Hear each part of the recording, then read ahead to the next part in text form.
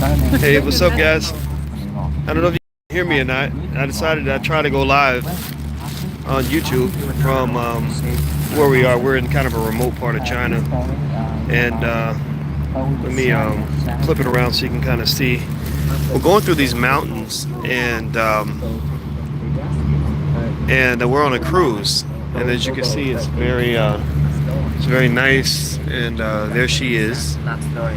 Yeah, y'all know who she is. I talk about the she all the time.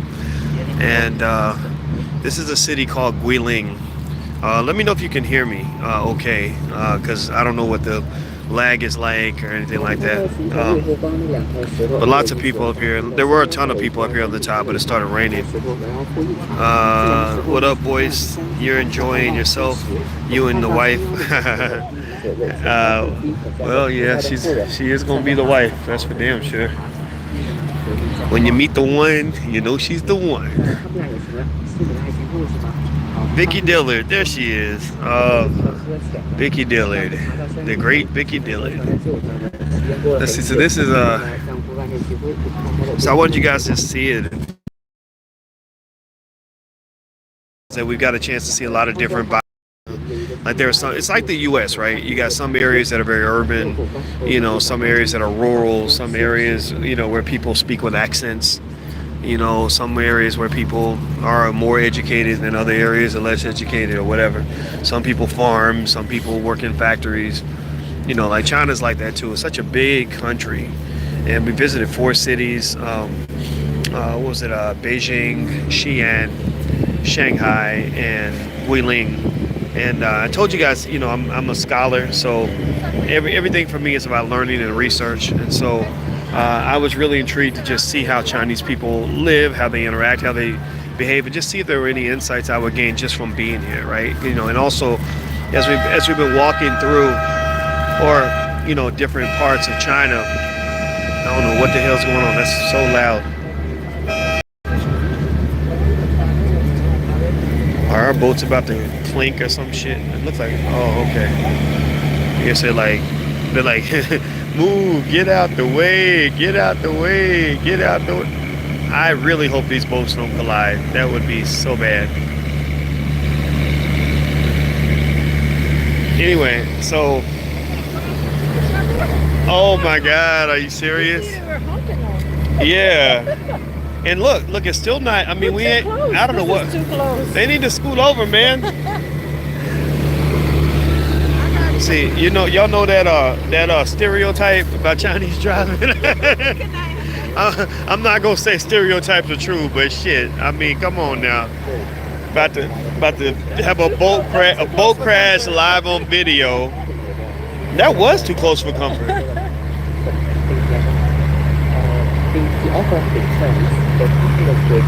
Man, that was not a joke.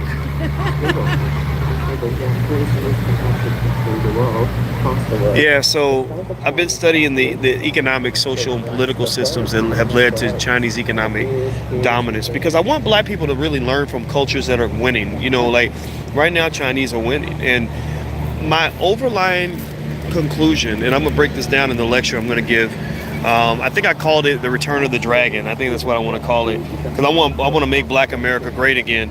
So I want our dragon to return. And anyway, the overriding conclusion that I've come to, and I'm gonna break this down into like 10 key points in the lecture, is that basically, we sort of sometimes get caught thinking in terms of dichotomies where either a political system is good or it's bad, right? Communism is not as good as democracy, or democracy, is different from socialism. Socialism is bad, capitalism is good, and the reality is that every system gets a following because, okay, it says I'm going in and out. I hope I'm not going in and out too much. But every system gets validated because it works in some ways. It has some good elements. So what I really think is going on in China is that they have the ability to take the best of communism and mix it with the best of capitalism, at least right now.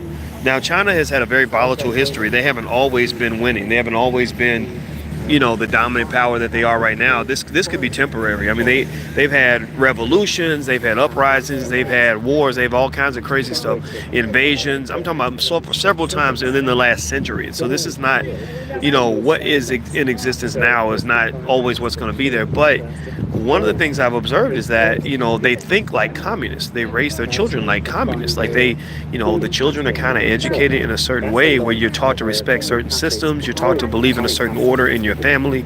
The father, the mother, the sister, the brother.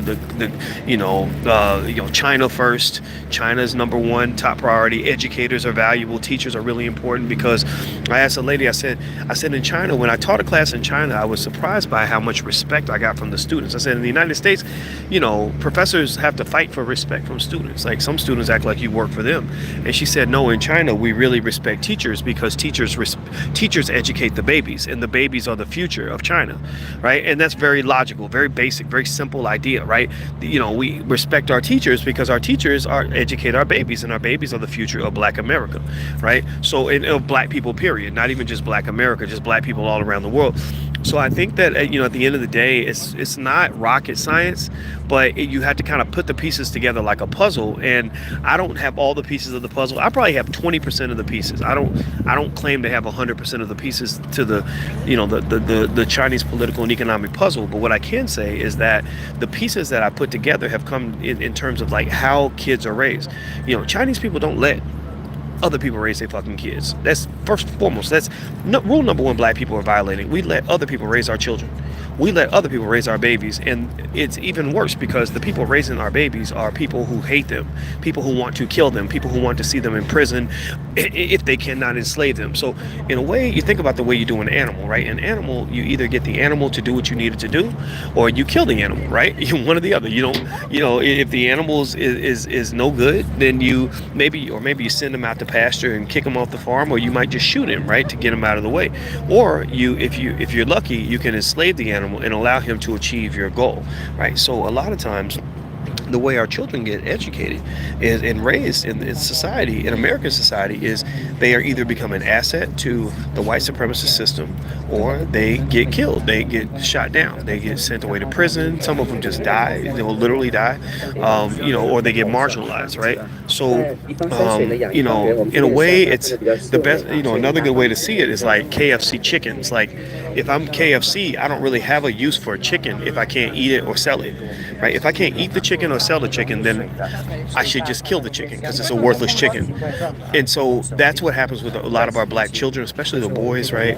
They become athletes, and it's like, they get used up, and then when they can't play sports anymore, what do? They kill themselves, they become alcoholics, drug addicts, they get marginalized, worthless, right? So I think that for black people, we must understand that, imagine the difference between KFC raising a chicken versus another chicken, right? If chickens were raising chickens, then chickens would see value in the chicken, even if the chicken can't be sold, even if the chicken isn't eaten.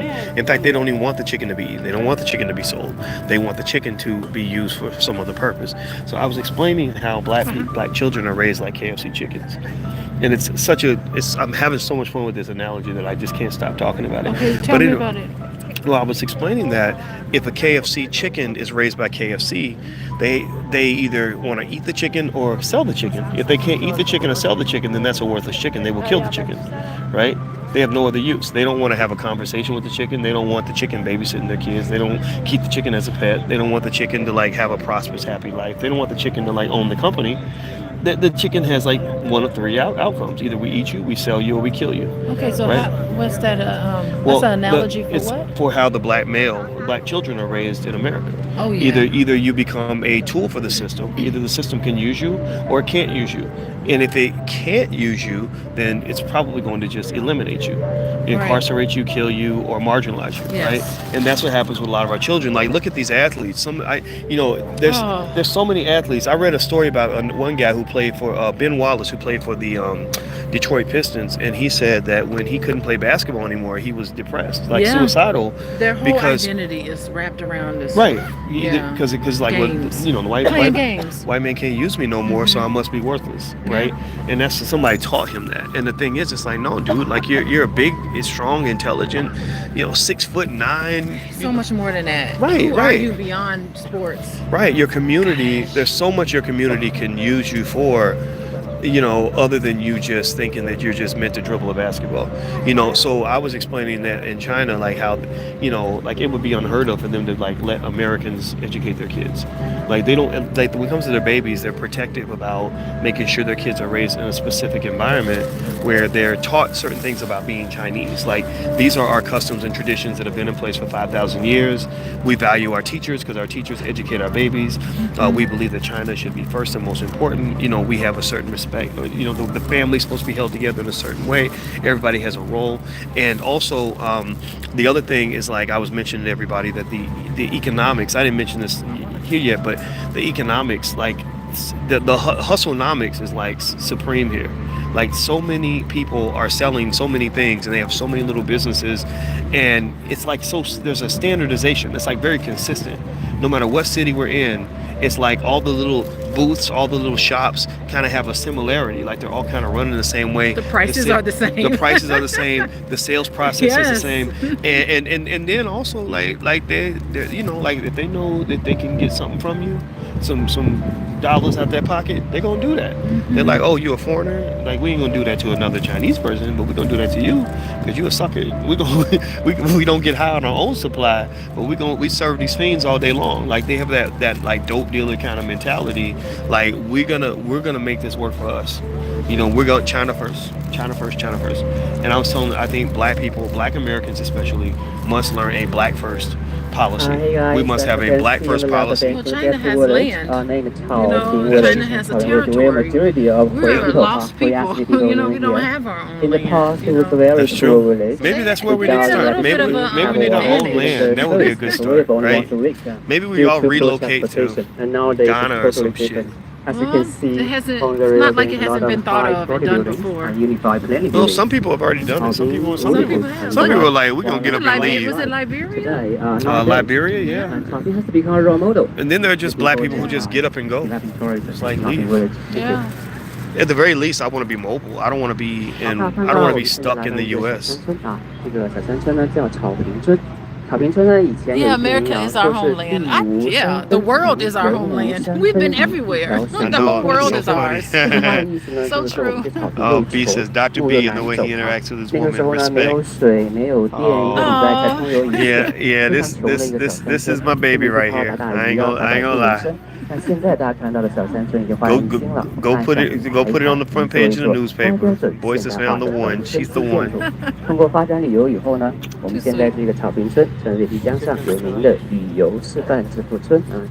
Sounds like others should respect the fact that this man has a lady. Oh no, who's not respecting it? Oh, it's okay. Oh no.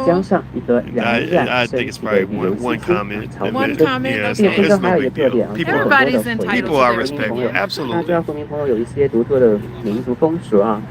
Oh, hit the thumbs up button. Can you take a second to hit the thumbs up button? Because when you hit the thumbs up button, it makes more people come to the video. So take 1 second and just hit that thumbs up button for me if you can, so we can get more people. We need to really push the agenda of like black intelligence. Yeah. Like I really feel like we don't have, like it doesn't, like that's another thing that's going to kill us is like, you can't have like the bulk of your community following the most ignorant people. Like just most, like it's not, you're headed to a train crash, and I think one thing about like state sponsored or state controlled media here in China is like they don't seem to be a culture where more people pay attention to celebrities than there are that pay attention to like the smart people. I don't get that the at ones who all. know the culture. Yeah, they don't. I mean, they have a celebrity culture, of course. They have Hollywood and all, or Hollywood-like stuff, movie stars, but you don't see them everywhere. Yeah, the way here. Yeah. That's so true. I haven't. You don't see them everywhere the way you do in America. Well, they manhandled one movie star. They took this one lady. She was as famous as Angelina Jolie and Brad Pitt and people like that, and they got her for evading taxes, right? So they kidnapped her ass. The government came and got her ass and took her away, and her friends and family did not know where she was for like 2 months. Nobody knew where she was. Imagine the biggest star in Hollywood being gone for 2 months, just disappearing. And they had her, like, they were interrogating her over the tax stuff, and then they let her go. She paid her taxes and they let her go. Yeah, remember? but they fined her like she owes like $100 million. Well, she can't pay that shit back. Shit, that's a lot of money. They came up with a plan. You got to have a big movie star salary to pay that kind of money. I don't know too many people that pay $100 million. So I don't know if I agree with that approach. I think it's a little strong armish, but nice view. Oh, I get it. Oh, thank you. Hey guys, on the left, I wonder why their skies are different than America's. This is just one section of China. This happens to be an area that a lot of Chinese tourists come to because it's so scenic and beautiful.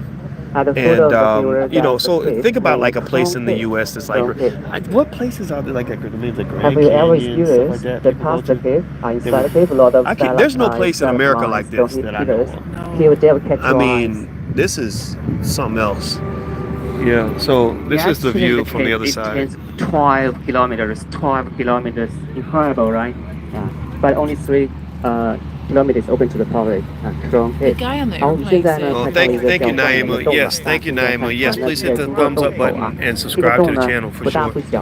Oh, that's a cave. Look. Yeah, he said you can actually take a tour through the caves. Really? Yeah, he said it lights up at night.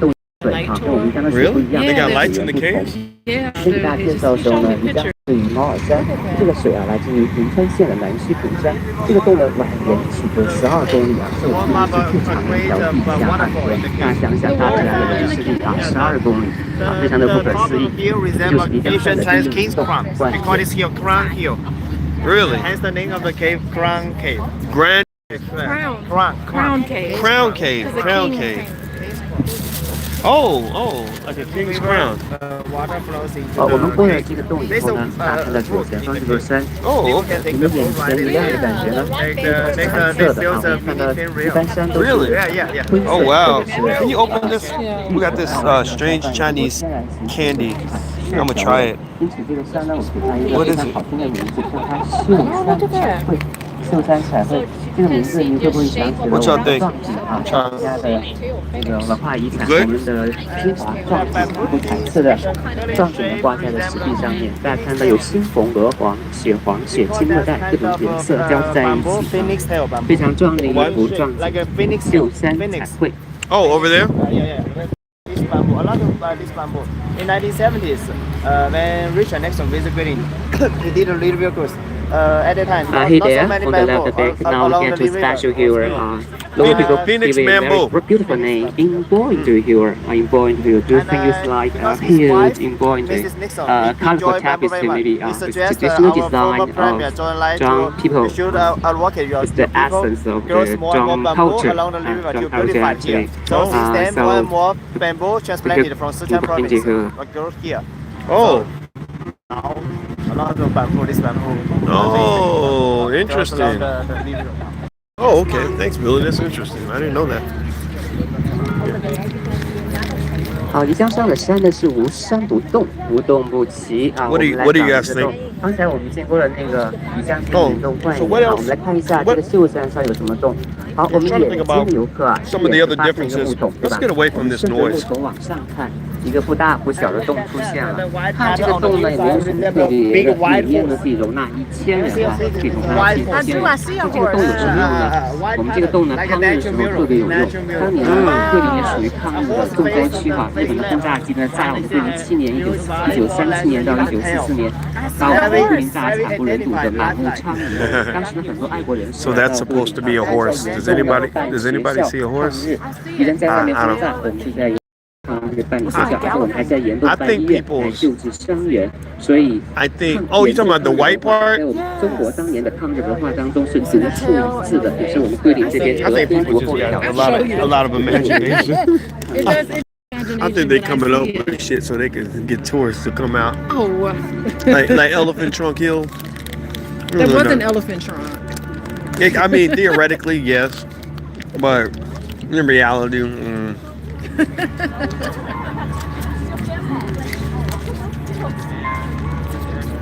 Am I using VPN to stream? No, I'm actually using my Verizon plan. I stream to YouTube using my hotel Wi-Fi because in China, YouTube and Instagram are all banned. So, and that's like part of what I was talking about, that China first kind of mindset they have. Like, you know, when all these companies, American companies like Uber and Google and YouTube and Facebook try to come to China, they actually block them, or they say, no, we want our own, we want to build our own. So they have their own Uber called Diddy Cha-Ching, I think. They have their own social media. They have their own YouTube type platforms. They don't really, you know, they resist American economic imperialism. You know, they kind of feel like, I think the Americans are always trying to take over everything, so they don't let Americans like take over their community like that or their country. Now we worry about jumping. If you want to figure out who is the older man, actually, according to Chinese legend, is the immortal Zhang. Immortal Zhang riding a donkey. Africans are. Somebody said, I hate it. Africans are my brother too. This guy up in here, Arig.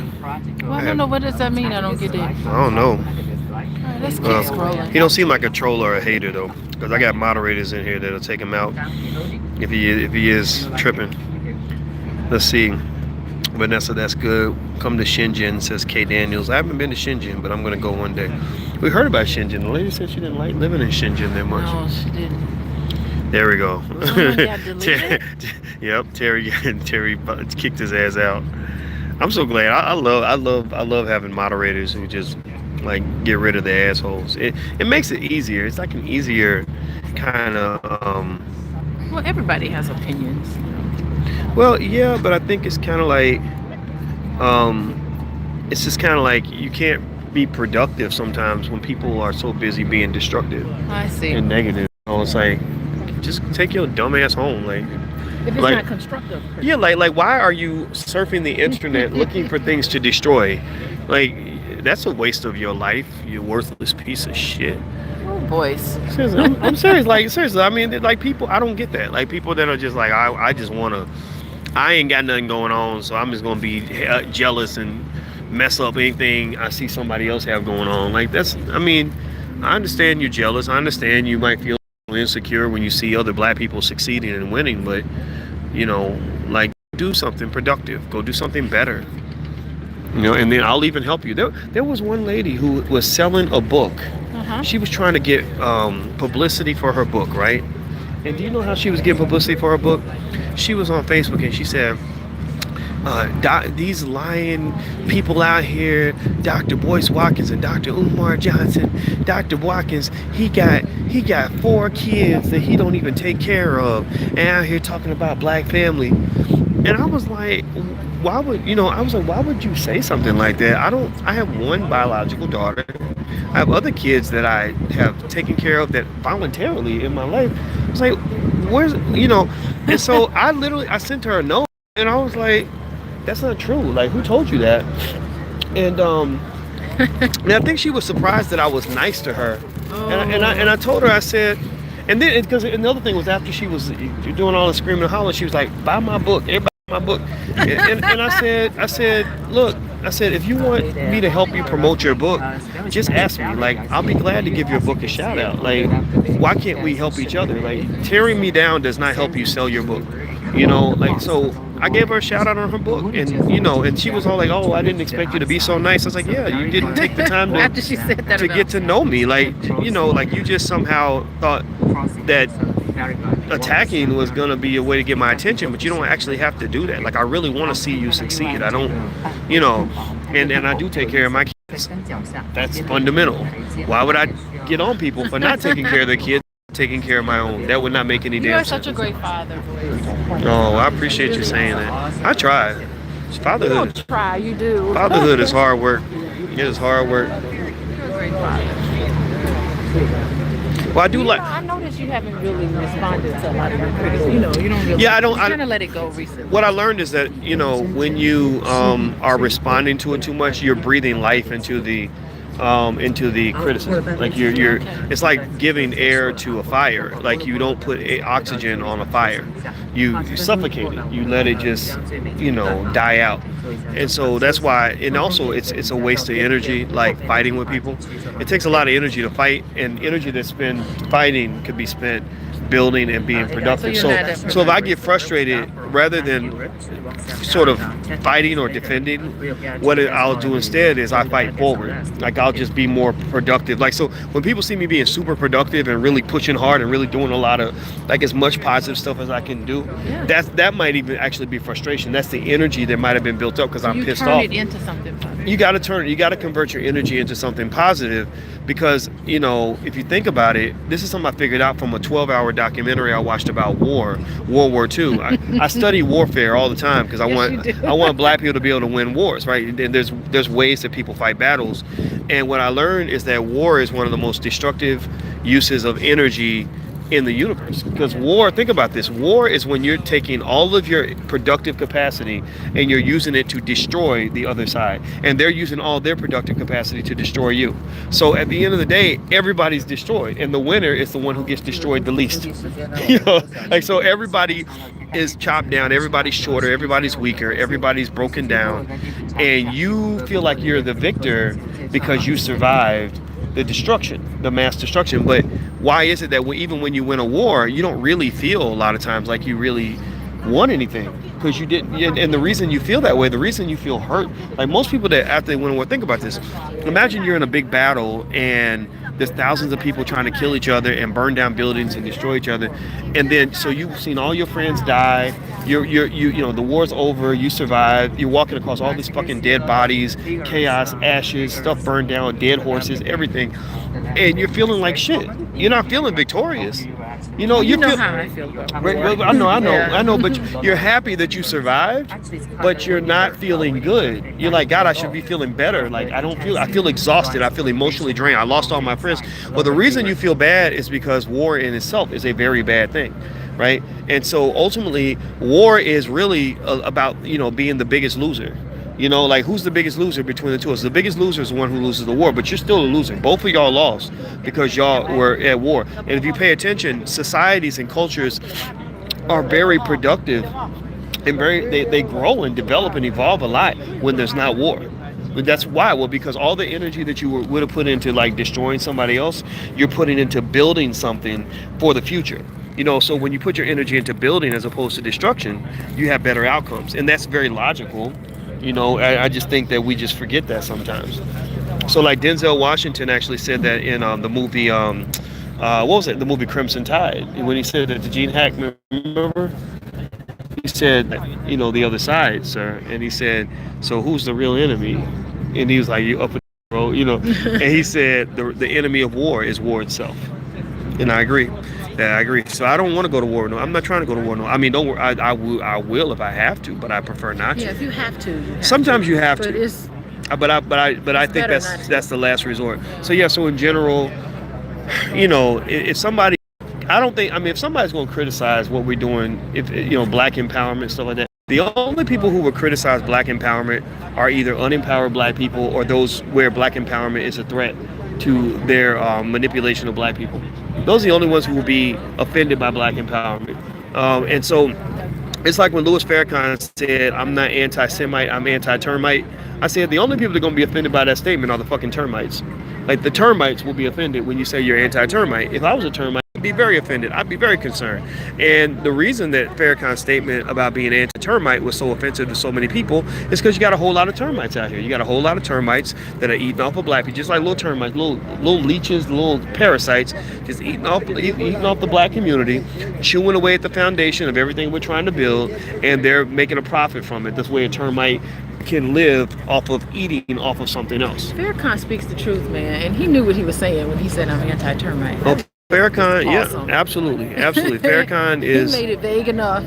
Yeah, Farrakhan is a great man, a great leader, and I think however many years he has left, I hope he has another 50 years left. Yeah. He deserves to have those years be years where we are thanking him and supporting him and showing respect for him for giving decades and decades of sacrifice on behalf of black people when nobody else did. It's not in vain. Right, absolutely. And then that way, you know, ni hao ma. We're waving at the Chinese people. I don't know them though. Man, it almost looks like a road with row of cars on it. I know, right? Look at all these boats. So many boats. Let me see. Let me look at some of your comments. Somebody says, I hate war. I know you hate war too. Well, you know how I feel about war. You need to know stop. what? I have a very unpopular opinion about war. So. Oh, so Kay Daniels says you need to stop by Guangdong before you leave China. You have a tour guide from me for free. That's what we should do next time. Next time we go to another country, we should like find out who lives there that we know, who's in the family. I mean, my God, I have over 300,000 subscribers, 330,000 between the two YouTube channels. So there's got to be somebody in there that knows their way around every country we go to. Chantel says, hey, doctor, thank you so much for sharing. I really appreciate your wisdom. Well, we appreciate you, too. Terry says, like this video, subscribe, and share. Yes, please, hit the thumbs up button. If you can't take 1 second, just stop for one second and hit the thumbs up button. That'll make more people see the video so we can spread intelligence in the black community. We want intelligence to be like a viral, like a virus. Like we want everybody to like just be so overwhelmed by black intelligence that they can't fight it. Let's see, the No Way Out podcast, WNTV. Okay, I'm gonna check that out one day.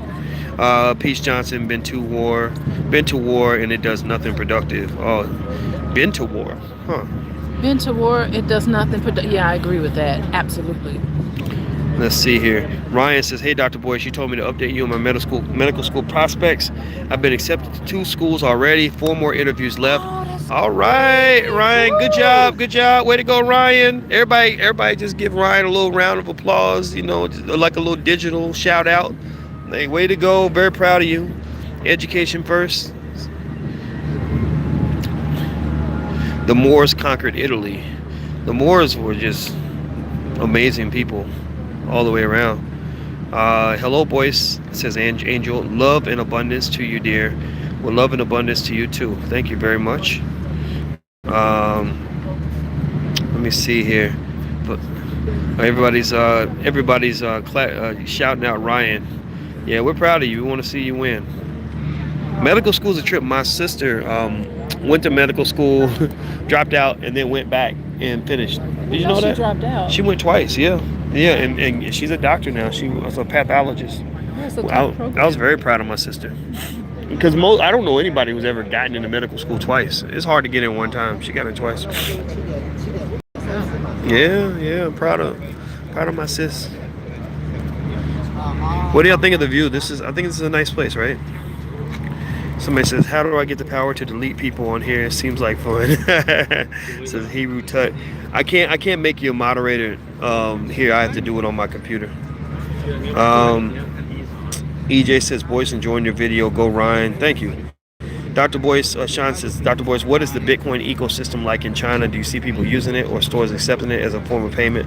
No, I do not. I know China invested heavily in Bitcoin and crypto, but I think that one of the challenges was the extensive use of the electricity.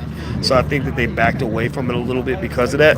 But there are cryptocurrency systems, you know, here all throughout the world. I don't think it's so much a matter of it being used as a currency, but there are people that are positioning long term for the future, because I'm one of those people that does believe that crypto over time is not going to go away, and I think that it's going to eventually evolve into like a form of commerce that will exist within different kinds of digital economies. So I have a lot of money invested in crypto, and what I've done, while we've had the little downturn, is I've just kind of let the money sit there. And crypto it ebbs and flows, and I believe it's going to ebb back up, and that's why I've got my investments positioned there. I probably own about 70 different coins, maybe a few $100s worth, maybe $1,000 worth for many of them. So I'm still invested in crypto. I'm not telling you to invest, because I don't give investment advice, but if you want to know where I am with crypto, I haven't walked away from it. Let me see here. Have I experienced racism here? If I did, I don't know. I haven't. I don't. Yeah, I don't. Treated very kindly. Yeah, and I don't really. you know, racism is a little bit like a racism radar to me. It's like having a gaydar, right? Like the gaydar, you can turn it on when you actually care, but then you realize like sometimes like, man, I don't really care who you're sleeping with. That's your business. You should be the one who's more concerned about that than me. I don't care what another man is doing with his genitals, right? So same thing is true of racism. Like racism, if somebody's feeling some racism toward me, that's not my problem. That's their problem. You know, that's their issue. We're very comfortable, aren't we? Yeah. I don't care. I mean, it's like it doesn't matter. I mean, at the end of the day, you know, if I'm the boss, I'm the boss. If I'm telling you to go get my food, you're gonna get my food. You might not like it, but you're gonna respect that, you know, whatever. So I think racism would probably bother me if I had like a racist that was paying my bills, or a racist like that was like coming in my house trying to have sex with my wife, or you know, like really like having an impact on my life. But if somebody just don't like me, I think in this world a lot of people don't like a lot of other people, and I started thinking about it from a white man's perspective. I said, you know, does a white man really care if I like him or not? Like, you know, like if it's 1935 and he's telling some black person to go and get his chicken, and the black man is like, that damn white man, he's asking me to get his chicken. I don't think it hurts the white man's feelings. He's still like, boy, go get me my chicken, you know? So I think the world is more so about power than it is about people liking you. And I think that we as black people were misled into believing that it matters if somebody likes you or not. I think that's silly. When you're younger, you care more. Right. When you hit your 40s, you're like, whatever. And I think you can hit that when you're younger, though. I would have been nice if I was like that when I was younger. Yeah. I mean, you know, that's why I would say to young people, like, don't worry about who likes you. You know, you get power, you get a lot of friends, as many friends as you want. Like, everybody want to be your friend. Everybody wants to be the friend of a winner or a powerful person. Everybody wants to be down with you. Everybody wants your approval. You should not be seeking their approval. You are powerful. You have melanin. That right there is one of those powerful things in the universe. So you have the power of who you are. You know, I mean, your personality gives you power. Your intelligence gives you power. You go accumulate some economic resources, you'll have power. Start your business, you'll have power. Get together with your people, you'll have power. And then what happens is when you have power, everybody wants to be down with you. Everybody wants to be your friend, and you're not worried about whether they like you.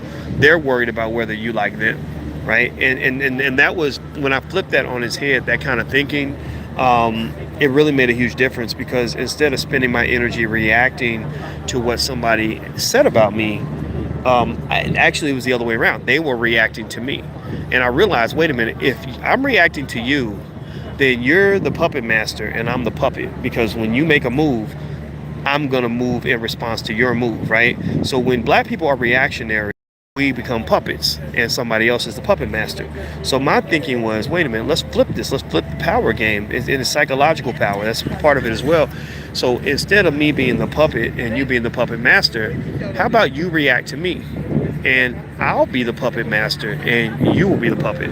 So, you know, that really worked for me really well. When I was at Syracuse University, you know, I guess they thought they were being racist toward me or whatever, you know, when I was on the faculty, and I wasn't being treated fairly. I'm not going to say that I was, but one thing I decided was, I said, I'm not going to let these white folks drive me crazy. You know, I'm not going to sit around worried about what they're thinking about me and what they're doing to try to take me down. I'm going to have them sitting around worried about what I'm thinking and what I'm going to do and how I'm going to take them down. Oh, that's a good picture. She got the selfie stick out. Okay, everybody say cheese.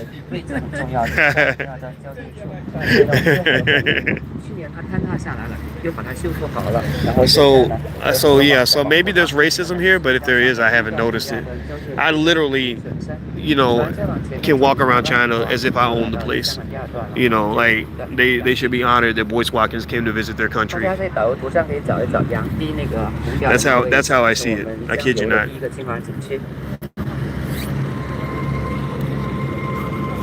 Look, this guy's got a little boat. Check this out. My boat is going to make a turn, then we'll get to the Terracotta Warriors river on the train of the frog, as you know. Now I wonder what he's out here doing. Think he's fishing? That's a nice little, interesting little boat. I know, right? Like bamboo or something.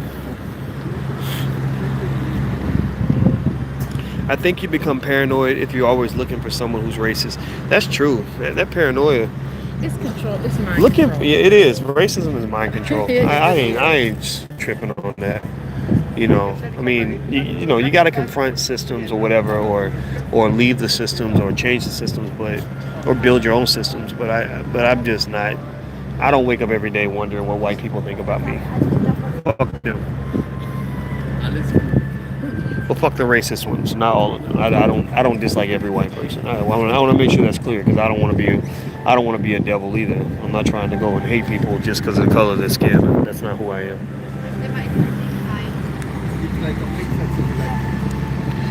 Looks crazy on that little tip over boat. I know, right? There was a tiny boat. T-Mac, I made about 35 trips to China, most of them for business, to help them develop a commercial airplane. I experienced way more racism in the U.S. I agree 100%. I agree with you. I really think that America is kind of different. Like, we got a rare breed of white folks in America. Like, I mean, it's not, I mean, other countries, I don't think, I mean, they got their own issues, but yeah, I like being out of the U.S. more than I like being in the U.S., honestly, a lot of times. Sometimes you like the breakfast in China sucks. The food here, oh! I'm like, if I want to be a billionaire in China, I need to figure out how to get them to let me open a Waffle House or some shit. Like, just something that's going to have, like, some regular damn food. They can't even keep a pancake hot. Every city we went to, 4 different cities, every single city, I'll be like, I'm going to try the pancakes.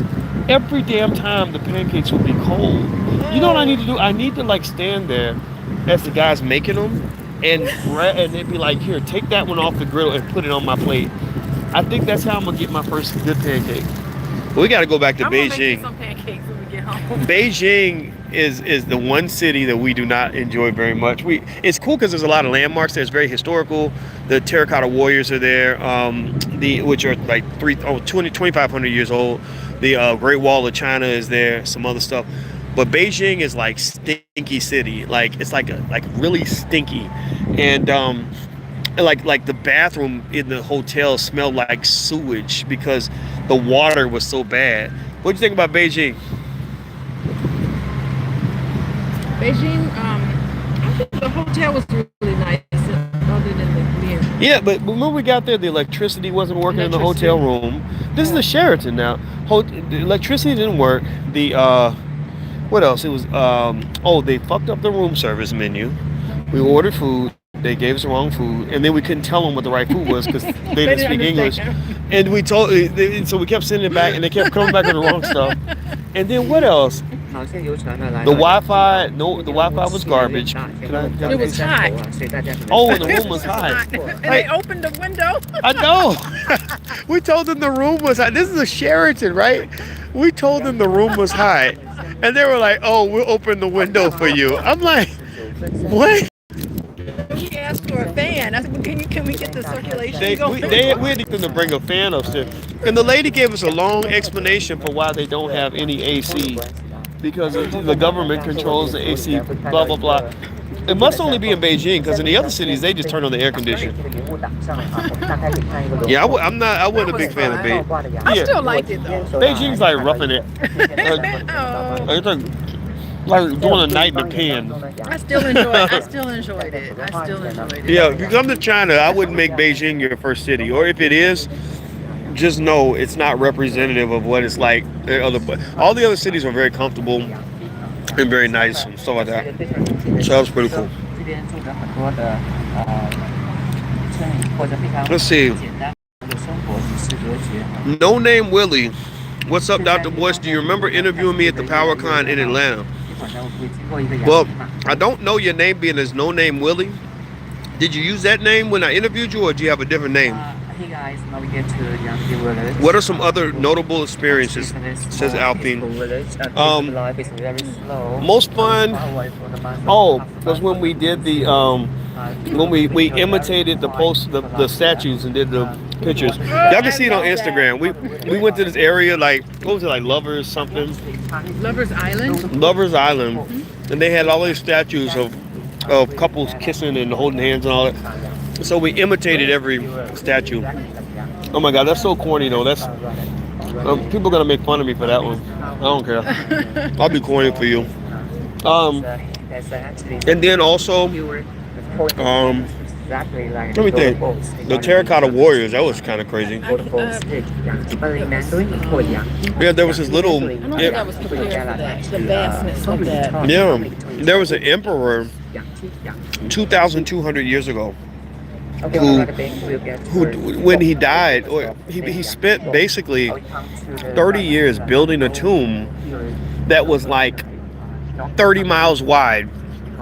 And in this tomb, he told them to build replicas of his entire army, like very specific replicas of each person, like where each statue was different from the other one. So there was 8,000 soldiers.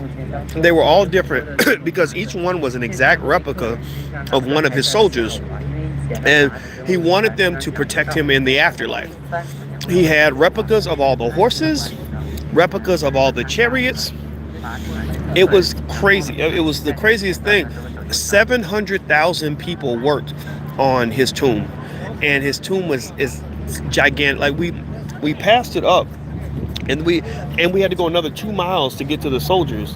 They said his tomb's over there, and we kept going like a long way, and then we got to so his tomb is massive. Yeah. The detail in those terracotta. I mean, each strand of hair. Every strand of hair. The soles of the feet. The soles of the shoes, yep. Shoes, everything. The fingernails.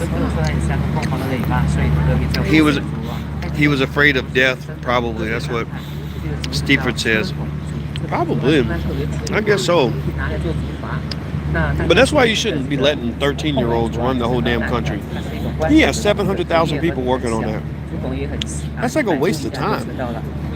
Those 700,000 people could have been building bridges, all kinds of, you know what I mean? It's kind of weird. I assume you're finding it's fairly simple to get around with just English. Yeah. Should I get down basic Mandarin before considering going there? It's help. I think it does help to know the basics, like hello, how are you, where's the bathroom, little things like that. But usually, especially if you have a tour guide, the tour guide will know English. If you're talking about trying to get around by yourself, another good thing to do is you can get like a Google Translator, and the Google Translate app will translate your words into Chinese. So if you get in a cab and you're like, I need to go to this address, which way are you going, whatever, you could talk into Google Translate and it'll speak in Chinese, and they understand it perfectly. And then a lot of times, our driver had a translator app where he was speaking Chinese and it was translated into perfect English. Like I understood exactly what he was saying. So I don't think you need to know Chinese to come to China, to be honest with you. I would just make it happen.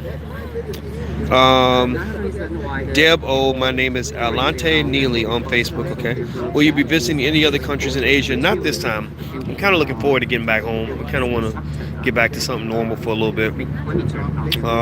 I never knew Africans were in ancient China. Yes, ancient Africans really did a lot of amazing stuff, and I think that this whole white supremacy thing kind of eliminated a lot of their history. I wish they'd had more written history, and I think that's kind of one of the things that made it tough to keep up with everything the Africans did, like writing down everything you did. Like the Egyptians did it, but I don't know if people in every part of Africa like just wrote things down.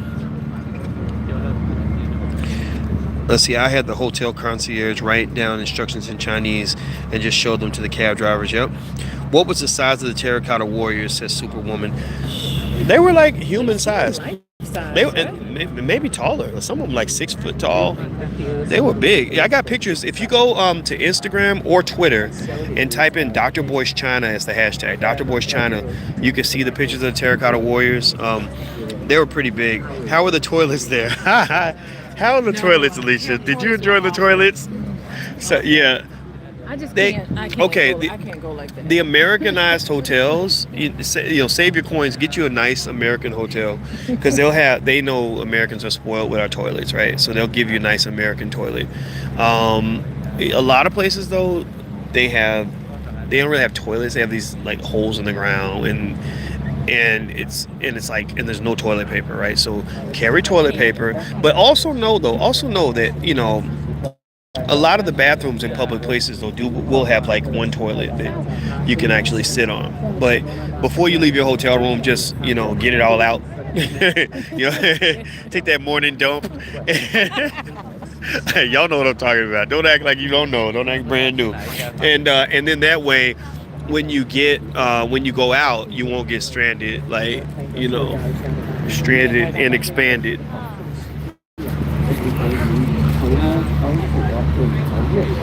Lorna says, well, when I saw Alex Haley's Roots series at the end, when they said they have an African leader or head person who documented history verbally and told it to them, generations after. I don't think she meant to say toilet.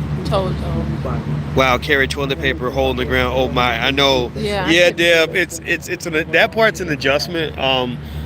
But there was another family here, and they were like a diverse family. It was some Mormons. The husband was white, the wife was Korean. They had a couple of adopted African American kids, and they had a couple of biological kids that were Asian and white.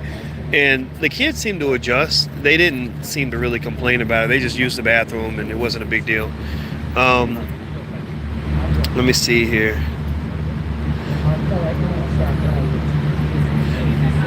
Dr. King B, you make a huge difference with Black Business School for us as a Black race. What is your suggestion for the Blacks who stuck on white brainwashed? I don't really know what to do with Black people that are just backwards and lost and choose to stay that way. I mean, it's not my job to try to change who they are. I just ask people a basic question. I say, look, is this white supremacy thing working for you? Like, is this system really working for you? If it's working for you, then keep doing it. If this, like fitting in to integration and all, if that's really working for you and giving you the life you want, then I say stay with it. Don't listen to me, or unless you see something I can add value to. For the most part, just keep doing it. Keep doing what you're doing. If you're working at IBM and they're taking good care of you and you're happy with where you are, economically, socially, otherwise, then keep doing it, right? I'm here for the people that are looking for something different. I'm here for the people that are not happy with what they're seeing, who kind of feel like there is something that should be better out there. Because there's a lot of little areas where you see people having significant problems, like just student loans alone is a huge issue for Black Americans. Half of all Black college graduates have defaulted on their student loans.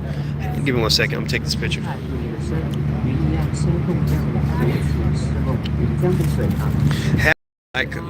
College graduates have defaulted on their student loans. So here you are, you're graduating from college because you think that you're making things better for your family, which all of us went to college because we wanted to represent progress in our community. And you're going backwards economically because you're going to have less wealth than you had when you were born. You're going to, a lot of them are going to die in debt. That's not a sustainable long-term solution. So, I'm big on sort of saying, look, let's try something different. Let's change the process. Let's change everything from the very beginning, right? So, for example, the old model that said, okay, go to school, make good grades, then you go to college and get a good job. Let's question that model and let's supplement it, right? So let's instead do something like this. Let's say instead of sending you to some, white school where they're going to train you how to be a white man and then send you to a white college so you can go in debt to white people and then go get a job slaving for white people for the rest of your life. I say to Black folks, maybe as children, we educate our children to be strong Black people. And that means giving them a custom-made education that consists of 6 key elements. The 6 key elements are reading, writing, math. Those are all three things are very, very important. If you do those things at a very high level, you'll be very successful. Reading, writing, math, learning how to start a business. So within business, they should know entrepreneurship, real estate investing, as well as stock market investing. Also, in addition to business, there's Black history. Black history means that every Black child knows who they are, where they come from, what's great about being Black. They're learning all the things they need to know. And then the sixth element might be critical thinking skill. Critical thinking skill matters because if you have critical thinking skill, you can play chess, not checkers. You can make good decisions. And so then at that point, what you do is you give the youth a choice. You tell them, look, there's this thing called college. If you want to do it, you can. You take any debt. Make sure you have a major that will allow you to repay that debt. So if you're an engineer, going to be a surgeon, whatever it is, you can take on up to maybe 50,000, 60,000 in debt and probably knock that out if you're disciplined about it. There's nothing wrong with that. But then what are some other options? Well, there's trades, right? People who know trades, who have trade skill, do better than people that have college degrees a lot of times. Trade skill, nobody really needs somebody who who studied philosophy in school. Like, nobody needs a philosopher or a sociologist, right? That they're going to pay for. Instead, they might need a plumber, though. They might need a carpenter. They might need somebody that can actually fix their car. But is something wrong? You looking for something? Continue. When you're done, I'll talk to you. Okay, you sure? Okay. All right. So, and then the other option is, if the kids are trained in economics, like, just trained on those three core areas: how to start a business, how to invest in real estate, how to invest in the stock market, then that means that they also have another alternative that goes beyond college. So, if you're 18, you could go to college and get a 4-year degree, and maybe things will be great for you, but you can also learn a trade, and then you combine that with entrepreneurship. So you're a carpenter that runs your own business. You're probably going to make more money than most college graduates out here. We tried to get our plumber to come out to the house, and he was charging us over $100 and something an hour, and said he had so much work that he didn't have time to come see us for another 2 weeks, right? So that means that there's money out there. I know hairstylists who are overflowing with money, especially the ones who know how to start a business, right? So you go where the money's at, you go where the opportunities at. And one of the things that I observed with Chinese culture is that they tend to kind of adjust based on where the money's at. Like, so when the money was in crypto, they were adjusting to crypto. When when I came out here, they knew you would need an umbrella and a poncho, so everybody's out there selling umbrellas and ponchos. You see what I mean? So it wouldn't make any sense if they were out there selling like, I don't know, sandcastles and Nike sneakers or whatever. Like, people don't need that. Out here, it's wet. So they're like, you're going to need a poncho. You're going to need an umbrella. So we're going to sell you what you need. So just like the dope dealer, what you need. I give these fiends, I serve these fiends what they need, right? So that mindset is beneficial in terms of knowing how to get ahead economically. And so what you got to do is you got to think about it strategically instead of thinking about it robotically. Robotic education means that you just think that, okay, I'm just going to do what they told me to do, go to this college, get this degree, and magically somebody's going to pay me money to sit at a desk and shuffle papers around. And I've seen a lot of college students who've done that, and they're confused. They're like, wait a minute, I have a college degree and I can't get a good job. Well, the question is, what can you do? What skill do you have? How are you serving? Are you serving them fiends what they need? Are you giving them what they want? Or are you giving them what you think that they should want? Are you giving them something worthless? If you give people something worthless, no one will ever pay you for something that is worthless. So at the end of the day, I think these basic ideas have to sort of be implemented into the young people so they know how to position themselves in order to win. So that's it. So entrepreneurship is the one element of that whole educational model that should not be optional. Like, every child needs to know how to start a business just in case they need to, right? And it might not mean being a CEO and running a company. It might just mean knowing how to hustle up $1,000 to get the rent paid, to sell something, and so here, most of the entrepreneurs that I see here don't define themselves as entrepreneurs, CEOs, or business owners. They're just people trying to feed their families. They're people just trying to get some money in their pocket. They're people who are taking advantage of an opportunity. They're those who can identify a need and fulfill that need, right? That's all it is. That's all it's all about. It's all about fulfilling a need, so if I'm a person who sees that everybody's thirsty and I run down the street and I go buy some bottles of water, for 30 cents a piece, and I sell them for $1 each, I don't have to go to business school to do that. You ain't got to have a Harvard MBA to understand that thirsty people need water and that you can make money that way, right? We doing business school right up in here. All right. Yeah, and so I think that people need to sort of understand that the solutions are complicated, but they're very simple. The problem might be complex, but I think the solutions are straightforward and simple. And so that's pretty much what it is. So that's my thinking. I don't even know how I even got on this topic, but ultimately these are some of the things I'm sort of meditating on while I'm in China. And like I said, I'm going to put together that lecture for you guys, and I'll announce it on my YouTube channel when I do it. I'll probably do it in about a week or two, because I really want to think it through, and I want to lay out kind of a 10-step model for how you might want to run your family like the Chinese government runs its economy, so that the same way the Chinese government became the dominant economic force in the world, you can become the dominant economic force in your community as well. So because the models are very, very simple actually when you break them down. So anyway, let me shut up. Let me quit talking. I'm sorry guys. Thank you for hearing me out here. I hope that information was helpful to you. Please for Yeah, please hit the like button. Hit the like button and the share button and all that, so other people can see this stuff. If you could share it like on your social media also, that would be good too. And and also if you haven't joined our League of Intelligent Black People, you can actually join. That's like a little group we have where we have black discussions on a regular basis, where it's like two-way, where you can talk to me and I talk to you. I'm gonna have one as soon as I get back and I can get good Wi-Fi. But anyway, if you go to intelligentblackpeople.com, you can join us. Intelligentblackpeople.com. Doesn't cost much. It's very cheap, and the benefits are huge. So how you feeling? You enjoying yourself? I am. That village back there was from the Ming and Chang dynasty. What village? I took pictures of it. It was The village? Yeah, original village from the Ming. Oh, why don't you tell me? Because you were in the middle of a sentence. I'm not going to bother you. But what time I just is took a picture. It's the same time it is in New York, just 12 hours ahead. Yep, intelligentblackpeople.com. What? Dr. Boyce Live? Yep. Dr. Boyce, your info is always good. Thank you, Samantha. Jessica says that would be beautiful. Huh. I think they might be talking about the lecture. Do you think Kanye is qualified to speak for black people? No. I don't know if Kanye is qualified to speak for Kanye. I bet even the Kardashians. I bet even the crazy ass Kardashians are sitting around like, you about to mess up our money, dude. No. You need to be quiet. He's very metaphysical. Like some of the things he says on a metaphysical level, he's accurate.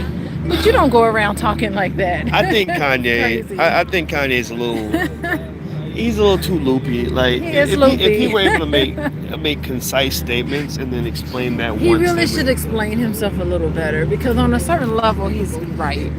But, to a point, right? But that's the problem. Like you have, hard. but the thing is, like people will dissect something Kanye said, yeah, and they'll be like, yeah, but he was right about that. But then that other part was kind of crazy, it is crazy. And I think that because what he does is he'll do these weird streams of consciousness, that that really do come off like rants, and they sound like somebody who either is on drugs or needs to be on drugs. He might be on drugs, right? Yeah. And that's the issue. Like I think that he's not qualified to speak for anybody.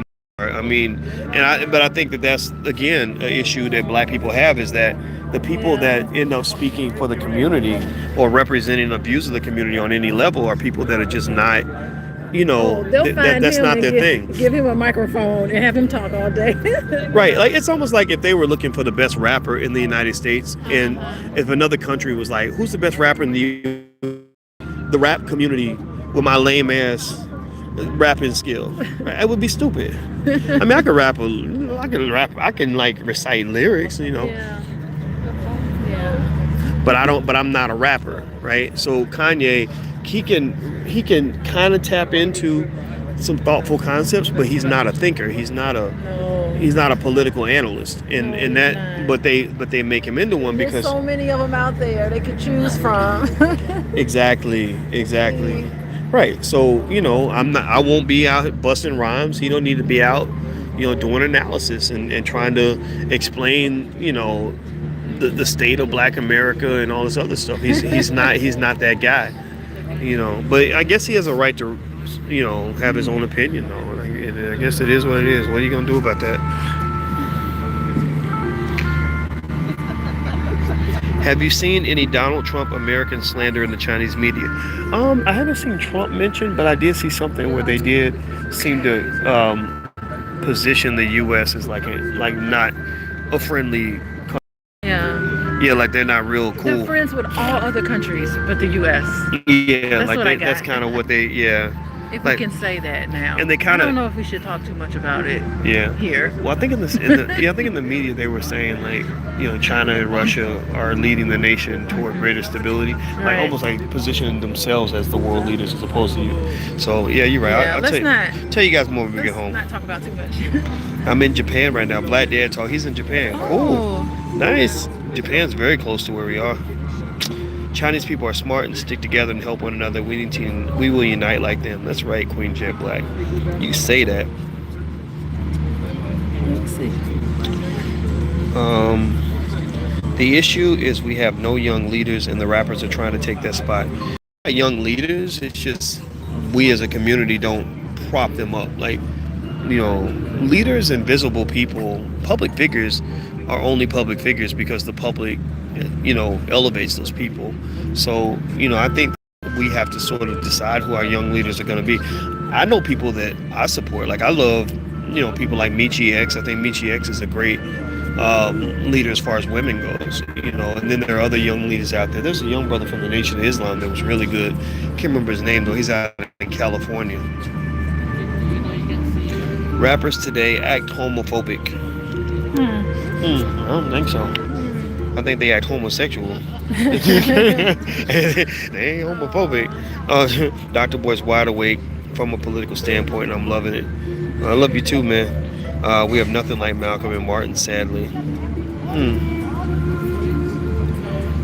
Dr. King B, do you think Kanye should open up black businesses in the community or not? Yeah, I think he should. I think if he can, he should. Democrats and Republicans are both of those parties racist. That's true. They are. Yeah, you get racism from both sides. This is a nice cruise. This is a nice little area.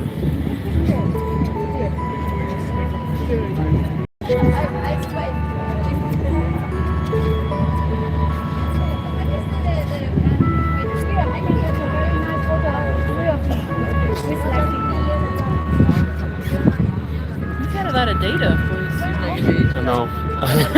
or do you have a lot of data? Well, I don't have a lot of it costs me like literally about every 20-30 minutes of live stream. It probably costs me like $25. Are you serious? How long have you been on here? I don't know. These are my friends. I'm just happy to talk to my homies back in the States. Oh. Well, I appreciate you. I appreciate you too.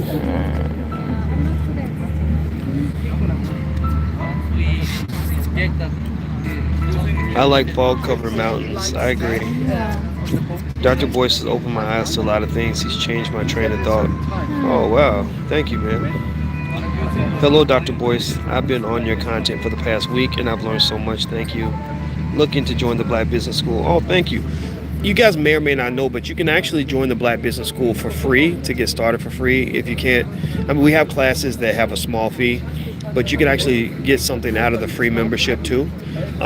Just go to theblackbusinessschool.com. Don't forget that THE, theblackbusinessschool.com. We have 65,000 students. We're going to expand to 100,000 students probably by the spring. We're going to do a big expansion, and Dr. Claude Anderson is in there, who teaches Powernomics. That's the kind of stuff you can't get in a regular business school. Dr. Claude Anderson has written two of the most important books in the history of this country. One is Powernomics, the other one is Black Labor, White Wealth. He has another one called The Black History Reader, and one called Dirty Little Secrets. And what he does is he gives Black history that you don't get in school because they don't want you to really kind of understand how America came to be what it is. Like, he really breaks down game in a way that you've never seen anywhere else, and is very thorough, very analytical. If he were white, he'd be the president of Harvard University or something. He'd be an endowed chair somewhere. But in a racist society, people like him are not the ones that you're going to see in mainstream academic thought. But I've seen mainstream, like I've been at the top of mainstream academic thought. I've studied with the leading scholars and stuff like that. And I've also been around people like Dr. Claude Anderson, and I can verify to you that there's nothing that I saw mainstream that competes or compares with what Dr. Claude Anderson did. Like, so you have guys like Henry Louis Gates at Harvard. Henry Louis Gates is cool. Like, he kind of gives nice, sanctioned, Black history, like stuff that white people approve of. Like, he's good with that. But Dr. Claude Anderson is an intellectual revolutionary, and so thorough and so analytical and so pro-Black and so Black first. And I think that that's something that you aren't going to really see from anybody that's really, let's go over this way. Okay. You're not going to really see that from anybody that's really trying to maintain, who's trying to maintain approval from the oppressor. So they were 5 to 6 meters. 5 to meters. What'd she say? 6 meters thick. Are you wondering how deep is the river? It really depends on the season. Oh, the water is deep. Depends on the season. This 6 season meters. is still high flow period. The average depth there is Oh. about 2 meters. When it comes to the dry season, low flow period like November to March, maybe basically the average depth there is less than 3.3 feet, or less than 1 meter. It's very shallow, very easy for you to see bottom of the river. Here we are. Actually, the boat it goes smoothly, only 50 So, centimeters. It's Just the real me. 50 centimeters. I'll flip it back around so you can look at something more interesting. I hope you bring back your lovely co-host sometimes. I like 现 her. 在来到了漓江水最深的地方 You're my 但感 lovely 觉这一段的 co-host. 船走得很快。那因为这边水比较深，有多深呢？5到6米啊，5到6米的水深。我们这漓江啊，实际上呢水都不深。 So anyway, 平均来看 like I 呢 said, 这 if 个 you 季 want 节 to 呢水 do the 深 free 大概在 membership at the 2 米 Black 左 Business 右 School, 啊 just go to 到了湖水介绍呢 theblackbusinessschool.com. 每年的10 The other thing that we 月 do at 3号 theblackbusinessschool.com is we 那 design 水深 programs to 也就在 educate 1 the 米左右 entire 啊 family. 那我们船呢它 So if you have 设计的 children, 深 we 度 do 呢 have 实际 programs 上 for 只有 children. We have a 50 business 米 school for 大家 kids. 想一想啊50 米 This 的 business 公交 school for 水 kids 船就可以走 basically 了。现在有 teaches 小朋友 your 现在 children 刚刚 college level 感受一下 economic 它的风 concepts 情 at an 也 early 是 age. 我们 So 江 we 的 have 一 a 个 lot 特 of 点。 6 and 7-year-olds who actually have a 那一 financial 路上 literacy 呢，看 level 到 that 很多安 exceeds 全 the 的 average 浮标 college 白 educated 的 adult. 红的那个浮 They 标 know 呢，就 everything 是为了区 from 分这个水 the 域的。 definitions 我 of 们 things 走 like 在浮 market 标内呢，就是安 volatility, 全水 the 域啊。 difference 浮 between 标 being a 外呢就 producer 很 and a 容易 consumer, 上到石头里 all 面， different 江这 kinds 边 of 水 metrics 质蛮 on 多， return on 所以这个安全 investment, 行驶呢，对我 how to 们 buy real estate, 开 all 船师 different 傅 kinds 的 of 技 things. 术要求 So 特别高啊。 basically, this is one of our great inventions in the Black Business School, and we do it extremely well.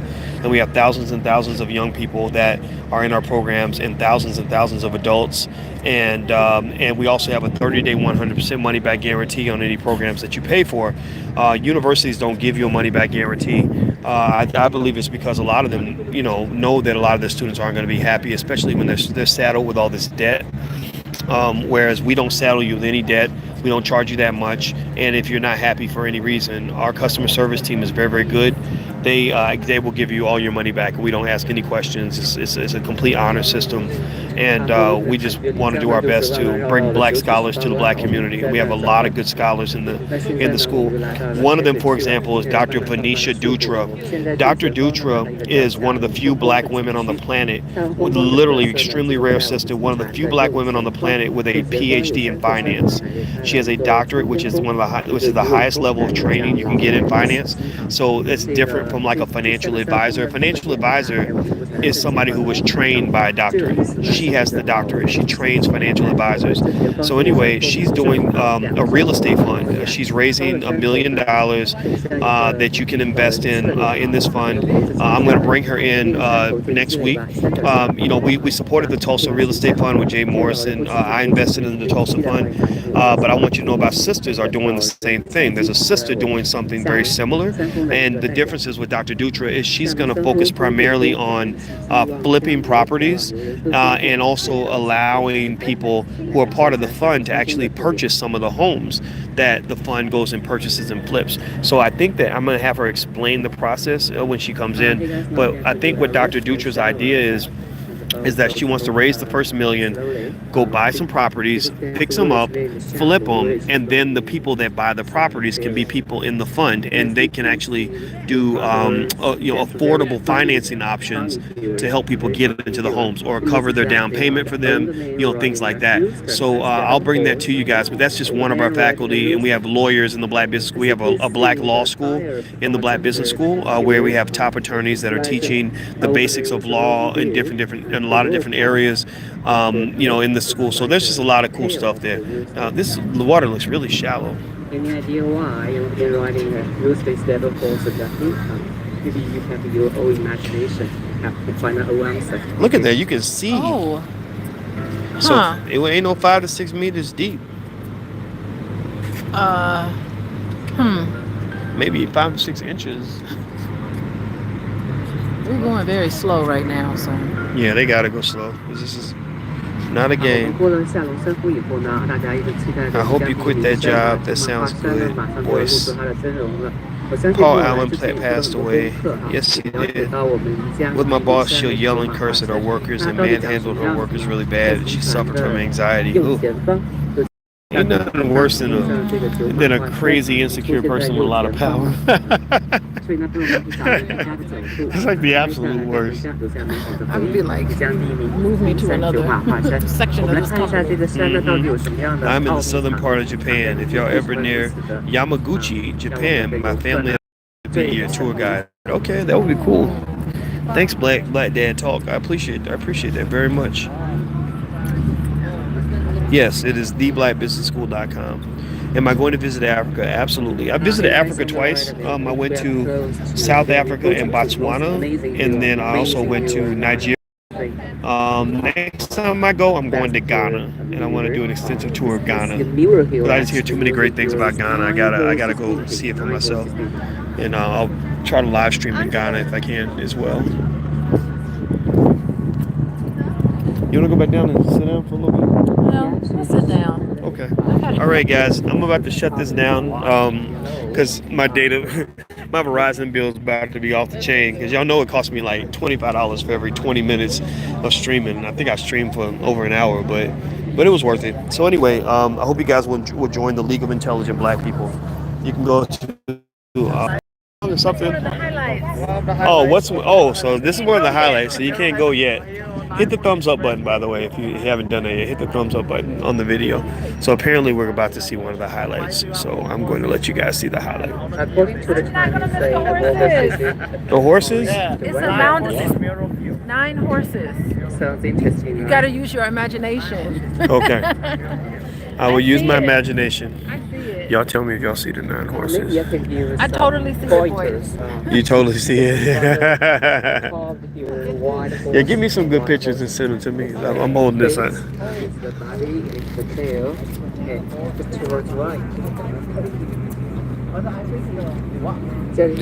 I know the purpose, but what really made you decide to do so? To go to China?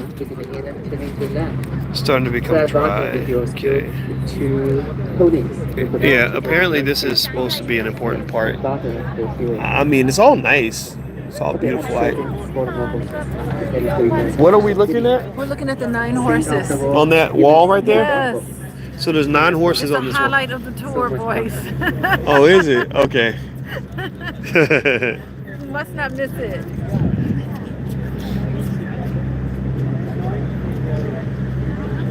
Can you find out according to the local saying?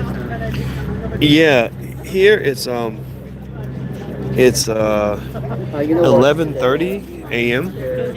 So I guess it's nighttime back home, but here it's like afternoon almost, like morning, afternoon.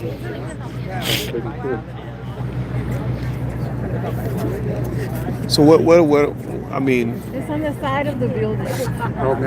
the building, it's not The building, you know, the mountain. It's on the side. You don't see the horses. sure.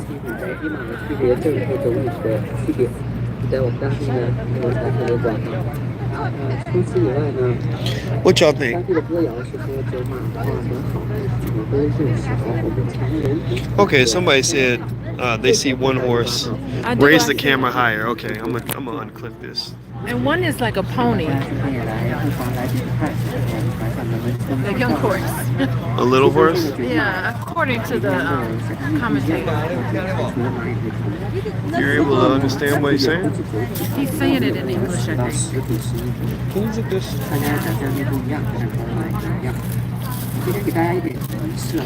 Okay, Stuart says that he sees 9 horses. Yeah, I do too. You gotta use your imagination, boys. Okay, I'm trying. I'm gonna try. You're so analytical.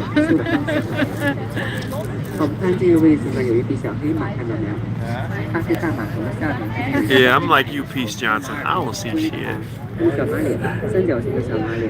I see 4 dinosaurs. Okay, well that's your imagination. Okay. Maybe I see puppies. I see 1 horse. Let me see. Dr. Boyce, I watched one of your videos and I was convinced is why I'm endorsing you. Oh, thank you. Jonas, I appreciate that. Well, Dr. Boyce, I think China and Africa is better and more beautiful than America. That's 100% true. America's not an ugly place, overall. I mean, it's just, there's more to see. That's my thought. Like, why just look at the same old stuff when there's more out here? Okay.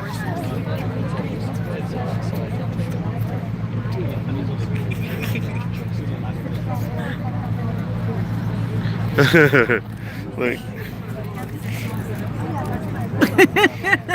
Now I see 9 horses. thank you, Mimi Doll, for the little horses. Now I see 9 horses. Mimi fixed that for me. She helped me see all the horses. Terry said 1 reindeer. I see a duck. It says Brick Quest. Brother Danubian says it's beautiful here in Arizona. Yes, it is. Bowie Eric says your videos make me want to travel. Yes, you got to travel. Maybe we should. Maybe we can organize a trip where really all should. of us agree. Maybe the League of Intelligent Black People. That could be one of our first big initiatives. Get shirts made up. We can do an Intelligent Black People trip and pick some place. I think we should do Africa. I think Africa would be the place to go. And we all just agree, like, we're all meet in this country. I know a black tour company. There's people in London. I met some really nice people in London. Charmaine and her husband. Why is her husband's name not in my head? But he's a really cool guy. He picked me up at the airport when they detained me. In London, they detained me for 8 hours. They stopped me at the border in London and kept me in a little room for 8 hours. It was kind of terrible. Anyway, but Charmaine and her husband tours of they're with Black History Studies. So look them up on Twitter. They're really good. Black History Studies, and they teach Black history, and they do a tour of Egypt. And I've been wanting to do the tour. Would you like to go to Egypt? Yes. She said she'd like to go to Egypt. Okay. Great. So yeah, let's do it. Let's plan a trip, and something simple, something just where we just all agree to go and make it happen and have fun. Yeah, so there we go. We should all travel together. The Black Travel Club. Great. Well, that would be awesome. All right, so here's the 9 horses. I still don't see no horses, but maybe I'll see something. I don't know. But who would be interested in traveling with the group? And don't just say you'd be interested. Like, you got to really show up. Everybody talks. Everybody says they want to do it, and then when it's time to do it. Well, they put their money down this year. Yeah, that's true. I think they'll do it. Okay, so I see a few people that said they'd be interested. T said I'd be interested. Okay, education invention. He has a picture of a bunch of little white men in hats. I see 1 horse up close. Deb, oh yeah, I like Seattle. It's different. I'm interested. Okay, Terry. All right, so we'll make it happen. We'll put something together, and I'll keep you guys posted. And that'll be like a fun thing to do. Okay. So now that we've seen the highlight, can I go sit down now? You want to go sit down? I'm at the peak of the. This is not the peak of anything. This is a big rock. Cave in there. Did you Where? Oh, look at that. That's interesting. I bet it's like a waterfall.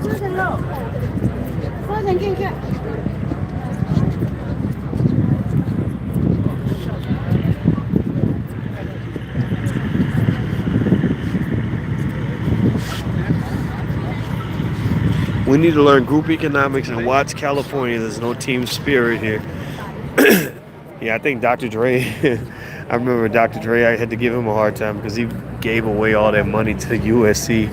I couldn't believe he gave that big donation to USC. I thought that was the corniest thing I've ever seen in my life. I mean, you know, I'm not trying to be mean to the guy or anything, but it's like, dude, I mean, why would you give $20 million to white people? Like, that's about the sickest thing a black person could do.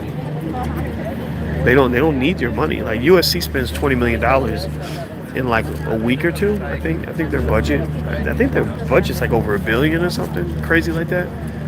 I don't know what the exact budget is. I gotta look it up.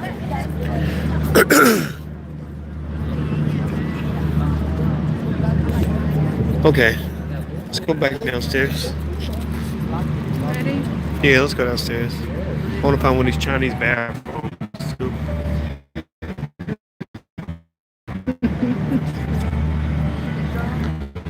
All right, guys.